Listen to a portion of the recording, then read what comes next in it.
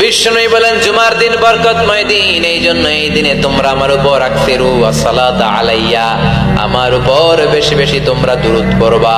ফাইন্না সলাওয়াতাকুম মা'রুদাতুন আলাইয়া, কেননা তোমাদের দুরূদ আমার কাছে পেশ করা হবে।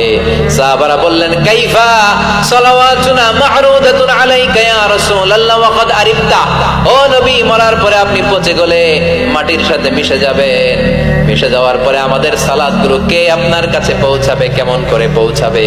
বিষ্ণু বললেন ইন্নাল্লাহা হাররামা আলাল আরদি আন তাকুলা আজসাদাল আম্বিয়া, আল্লাহ তাআলা জমিনের মাটির জন্য নবীদের দেহ খাওয়াকে চিরকালের জন্য হারাম করেছেন। জমিনের মাটি আমারে খাবে না।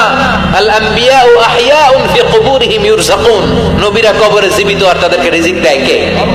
তবে এই জীবিতটা আমরা এখন যেমনি জীবিত এই জীবিত নয়, এটা আলামুল বারজাখে নবীদের জন্য স্পেশাল একটা স্ট্যাটাস। কোন সুবহানাল্লাহ। এজন্য এই দিনে বেশি বেশি বিষ্ণু ঈসা ইসলামের উপর দুরূদ পড়ার দরকার আছে না নাই? এরপরে বিষ্ণু বললেন আরেকটা সুন্নাহ হচ্ছে সূরাতুল কাহফ তেলাওয়াত করা। কোন সূরা? একেবারে কোরআনের মাঝখানে, জানেন এটা একেবারে কয় পারায়? 15 পারায়। এমন কি এই সূরা কাহফের মাঝখানে একটা শব্দ আছে ওয়ালিয়াতালাত্তাফ।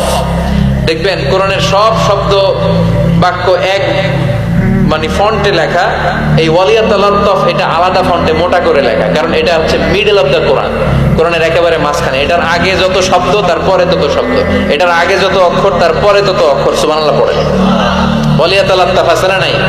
এই সূরাটা যদি কেউ পড়ে অনেকগুলো ফজিলত। 1 নাম্বার ফজিলত ইয়াকুনু লাহু নূর ইয়াউমাল কিয়ামা, এই সূরাটা কিয়ামতের দিন তার জন্য একটা আলোক বর্তিকা হবে, আর এই আলো দিয়ে সে ফুলসিরাত পার হয়ে যাবে।